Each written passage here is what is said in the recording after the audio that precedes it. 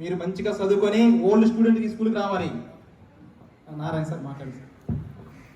Hello hello hello hello hello నేను first opening తీసుకున్నప్పుడు ఊళ్ళో పూల్ పక్కన తీసుకుని వాటి చదివాము.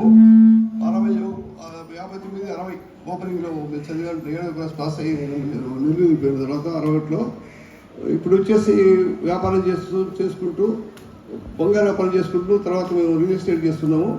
కనీసం ఇప్పుడు రంగపల్లి అనేది ఒక ఎకరా ల్యాండ్ కొని దేవస్థానం రకరకాల స్కూల్కి ఇచ్చాము. సొంత దృష్టిలో గుళ్ళు వచ్చేసి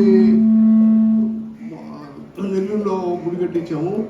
ఇట్లా మామూలుగా సుమారు 100 మంది బ్రాహ్మణులకు 100 మంది వయసులకు సైట్ ఇచ్చాము. ఇప్పుడు దాదాపు 100 కోట్ల ప్రాపర్టీ దాదాపు చేసాము. దేవుడు ఇచ్చాడు. ఇక్కడి నుంచి చిన్న పిల్లలు శక్తి లేని కూడా 15 రూపాయలు తీసుకొని మేము నెల్లూరుకి వెళ్ళాము.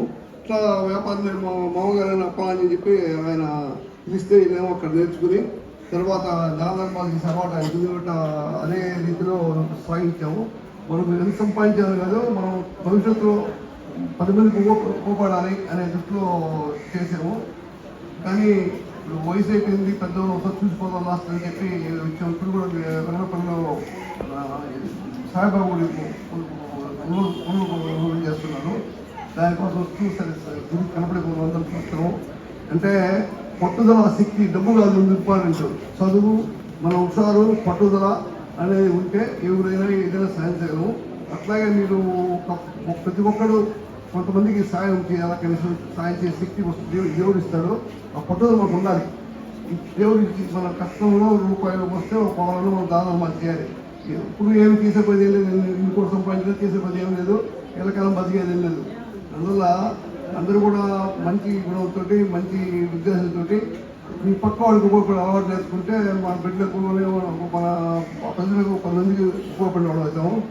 ఆ దృష్టిలో చూడాలని మేము కూడా 70 సంవత్సరాలకు వయసులో మీకు మళ్ళా ఉంటామని వచ్చాము. చాలామంది మా ఫ్రెండ్స్ చనిపోయారు, కొద్దిమంది ఉన్నాము తూరు కానీ చూడటానికి వస్తూ మీరు ఈ ఫంక్షన్ దానికి సంతోషంగా చూడటం అందరూ మీరు కూడా బాగా భవిష్యత్తులో ఇది అందరికీ సాయం చేస్తూ గొప్ప ఎదగాలని కోరుకుంటున్నాం.